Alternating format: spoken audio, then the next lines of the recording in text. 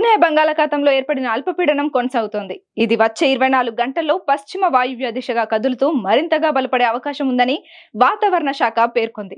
బుధవారం నాటికి శ్రీలంక, తమిళనాడు తీరాలకు చేరే అవకాశం ఉందని అంచనా వేసింది.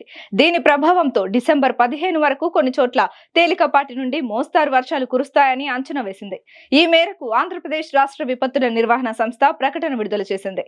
దీనిపై మరింత సమాచారం మా ఉత్తరాంధ్ర ఇన్ఛార్జ్ దుర్గా ప్రసాద్ అందిస్తారు. ఆగ్నేయ బంగాళాఖాతంలో అల్పపీడనం కొనసాగుతుంది. ఇది పశ్చిమ వాయువ్య దిశగా కదులుతూ ఇది మరింత బలపడనున్నదని వాతావరణ శాఖ పేర్కొంది. ప్రస్తుతం విశాఖ సాగర్ తీరంలో ఉన్నాం. ప్రస్తుతం మన సాగర్ తీరంలో కూడా చూడొచ్చు. ఈ వాతావరణ మార్పులతో కెరటాలు కూడా ఊవెత్తున ఎగిసిపడే పరిస్థితి కనిపిస్తుంది. ఏదైతే ఈ అల్పపీడన ద్రోణి మరింత బలపడనుందని వాతావరణ శాఖ అధికారులు ఇప్పటికే పేర్కొన్నారు. ఇది రాగల 24 గంటల్లో పూర్తి స్థాయిలో అల్పపీడనం మరింత బలపడే అవకాశం ఉన్నట్టు వాతావరణ శాఖ అధికారులు తెలియజేయడం జరిగింది. అంటే బుధవారం నాటికి ఇది శ్రీలంక, తమిళనాడు తీరాలకు చేరే అవకాశం ఉందని అంచనా వేసింది. ప్రస్తుతం ఇది పశ్చిమ వాయువ్య దిశగా కదులుతూ మరింతగా ఈ అల్పపీడనం బలపడే అవకాశం ఉందని వాతావరణ శాఖ అధికారులు అయితే నిపుణులు అంచనా వేస్తున్నారు. బుధవారం నాటికి పూర్తి స్థాయిలో శ్రీలంక, తమిళనాడు తీరాలకు చేరనుంది. అదేవిధంగా దీని ప్రభావంతో డిసెంబర్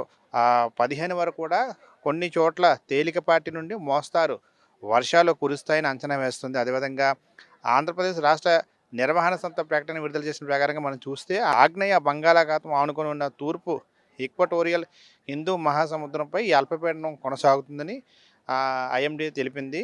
అదేవిధంగా ఇది వచ్చే 24 గంటల్లో పశ్చిమ వాయువ్య దిశగా కదులుతూ మరింత బలపడే అవకాశం ఉందని పేర్కొన్నారు. అయితే దీని ప్రభావంతో 15వ తేదీ వరకు కూడా కోనసీమ, తూర్పుగోదావరి జిల్లా, పశ్చిమ గోదావరి, ఏలూరు, ఎన్టీఆర్ డిస్టిక్, కృష్ణా, గుంటూరు, పల్నాడు, బాపట్ల, ప్రకాశం, రాయలసీమ జిల్లాల్లో తేలికపాటి నుండి మోస్తారు వర్షాలు కురిసే అవకాశం ఉందన్నారు. అదేవిధంగా ఏ ప్రాంతంలో ఉండే వ్యవసాయ సంబంధిత అధికారులకు సంబంధించి కూడా ఈ వర్షాలు నేపథ్యంలో వరి కోతలు, ఇతర వ్యవసాయ పనుల్లో రైతులు కూడా జాగ్రత్తగా తీసుకోవాలని చెప్పేసి ఐఎండీ సూచనలు చేసింది. రాగల 24 గంటలు కూడా ప్రస్తుతం ఉత్తరాంధ్ర పరిసర ప్రాంతాల్లో కూడా మోస్తారు చిరుజల్లో పడే అవకాశం ఉన్నట్టు వాతావరణ శాఖ అధికారులు తెలియజేయడం జరిగింది. ఇది డిసెంబర్ 15 నాటికి పూర్తి స్థాయిలో అల్పపీడనం మరింత బలపడి రాగల 24 గంటలు అల్పపీడనం పూర్తిగా బలపడి డిసెంబర్ 15 నాటికి అటు రాయలసీమ, ఉత్తరాంధ్ర, అటు నెల్లూరు, చిత్తూరు ప్రాంతాల్లో కూడా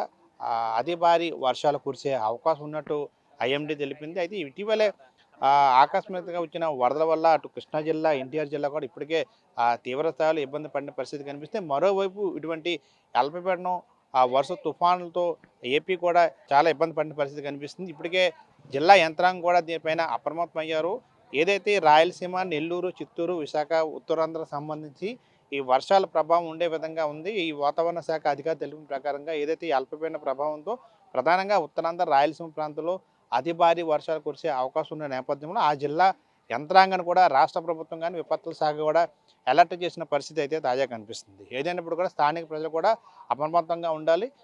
అదేవిధంగా స్థానిక జిల్లా యంత్రాంగం కూడా దీనిపైన అలర్ట్ అయిన పరిస్థితి కూడా మన విశాఖలో కనిపిస్తున్న పరిస్థితి. ఇది latest weather report. Camera person గణేష్తో Durga Prasad, mega nine TV, Visakha.